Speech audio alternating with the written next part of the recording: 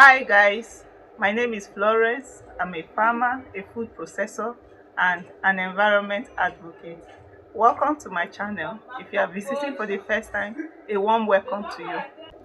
Today, I am glad to show you how I hatch my chicken eggs manually whenever it fails to hatch it by itself after brooding. So without wasting time, let's get into action.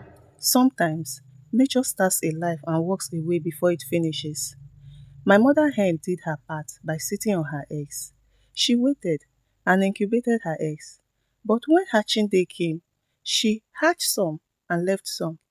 The eggs are fully formed and ready, but the chicks are silently trapped. At this stage, there are only two options. Either someone help or the chicks dies inside the eggs.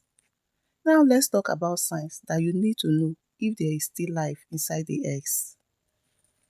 Before opening the shell, observe that eggs were fully incubated to term. 1. No bad smell. 2. No leaking fluid. 3. Veins or movement is visible when held to light. 4. You will hear a soft tapping or faint sound inside when held closely to the ear. This sign simply means that life is still present but stuck. Assisting the hatch manually is not impatience. It simply means rescue. So when hatching the eggs manually, gently crack the eggs carefully and never force it. Inside may be a chick too weak to break through. The chick might not be dead, but just exhausted. So let's talk about the truth about survivor. Does helping guarantee life? No.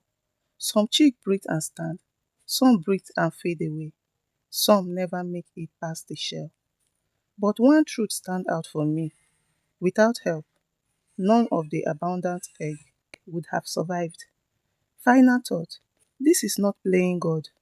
This is responding to life when nature steps back. So when your hen rejects her eggs, it's either you save it or let it die. Well, if I were you, I would choose to save it. I will not let it die because someday it might become the remedy to the pot of soup I longed for. These eggs were hatched at early hours of the morning. There was no sun, so I decided to use the heat from my cooking fire to give them warmth. But I advise you use sun because if you cannot regulate the heat from the fire, you might end up killing them yourself. I choose to adopt this method because I do not have incubator that can generate heat for the chicks. But you see, it's not the end of the road for these chicks because the video you are watching now is the outcome of the eggs you saw me hatching manually earlier on. At this stage, they are just about 3 weeks old and they are doing just fine even without their mother.